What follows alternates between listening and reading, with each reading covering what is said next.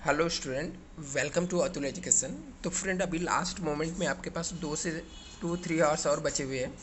तो ऐसे में मैं आपको कुछ पॉइंट दे रहा हूँ, कुछ आईएमपी पॉइंट्स दे रहा हूँ और कुछ क्वेश्चन दे रहा हूँ जिसको आप रिवीजन कर लेना। रिवीजन इन सेंस यदि लिख कर करना नहीं पॉसिबल है तो पेंसिल लेना।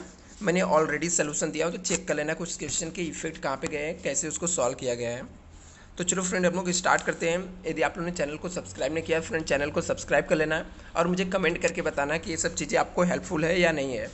जैसे यहाँ पे मैंने दिया हूँ कि रेसिडेंशियल स्टेटस के लिए जो टर्म्स एंड कंडीशन है कि 182 डेज होना चाहिए।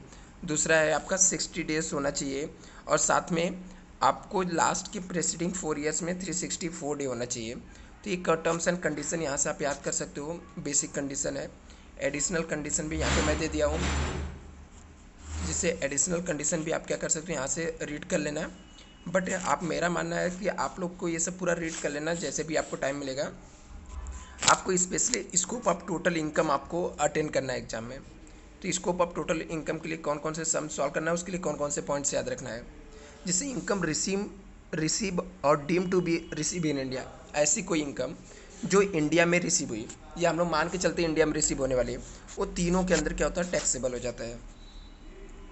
इनकम अक्रूड और अराइज और डीम टू अक्रूड और अराइज, ऐसा कोई इनकम जो इंडिया से कमाया हम लोगों ने या मान के चल रहे हैं इंडिया से कमाएंगे, वो भी क्या होगा, तीनों में टैक्सेबल होगा। चाहे वो रेसिडेंस रहे and ordinary residence, residence but not ordinary residence या नॉन रेसिडेंस, इस टाइप का एग्जाम में सम आएगा। फ्रेंड, गलती से भी मत छोड़ना। सेम टू सेम आपको क्वेश्चन जो दिए रहता है ना, वो क्वेश्चन को इधर पे सिर्फ कॉपी कर लेने का, सिर्फ देखने का वो इंडिया से इनकम आई क्या, इंडिया से आई रहेगी तो तीनों में लिख देना। यदि कोई इनकम हम लोग ने इंडिया से कोई कमाया रहेगा तो भी तीनों में लिख लेना। और कोई बिजनेस बाहर है, बिजनेस बाहर है लेकिन कंट्रोल कहाँ से किया जा रहा है, इंडिया से किया जा रहा है। उसका सेटअप कहाँ है, इंडिया में है, कंट्रोल इंडिया से किया जा रहा है। ये सब कुछ भी यहाँ पे दिया, ठीक है। यदि पास्ट अनटैक्सेबल प्रॉफिट रहेगा तो वो तो नॉन टैक्सेबल रहता है। तो यहाँ पे देखो, कोई बिजनेस बाहर है लेकिन कंट्रोल इंडिया से हो रहा है तो वो सिर्फ किस में आएगा, दो में टैक्सेबल होता है। और कोई भी इनकम बाहर कमाया मीन्स बाहर अर्न किया और बाहर ही रिसीव किया तो सिर्फ फर्स्ट वाले में टैक्सेबल रहता है, दोनों में नॉन टैक्सेबल होता है। तो जैसे यहाँ पे दिया, business control from outside India और प्रोफेशन सेटअप आउटसाइड इंडिया, सब कुछ बाहर है, बाहर की इनकम बाहर है तो सिर्फ फर्स्ट वाले में टैक्सेबल रहेगा।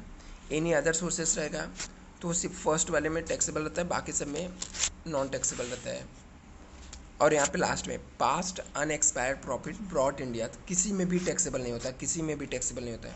देखो, मैंने इसके 2 से 3 सम दिया हूँ, आप इसको करके जाना। करना क्या होता है, डिक्टो इस सम को कॉपी कर लेने का, यहाँ पे सिर्फ लिखने का कि कौन सी इंडिया कहाँ, कौन सी इनकम कहाँ से, जैसे इंडिया से कोई इनकम आई रहेगी तो तीनों में लिख देना है। बिजनेस बाहर रहेगा, कंट्रोल इंडिया से होता रहेगा, सिर्फ दो में आएगा। यदि आपको ऐसा लिखा रहेगा और भी कुछ ऐसे दिए रहेंगे तो मैंने विद सोल्यूशन आपको दे दिया हूँ, तो आप लोग इसको बैठकर एक बार पेंसिल से सॉल्व कर लेना है या देख लेना है, तो आपके जो स्कोप ऑफ टोटल इनकम है इसके ऑलमोस्ट आपके रिवीजन हो जाएंगे।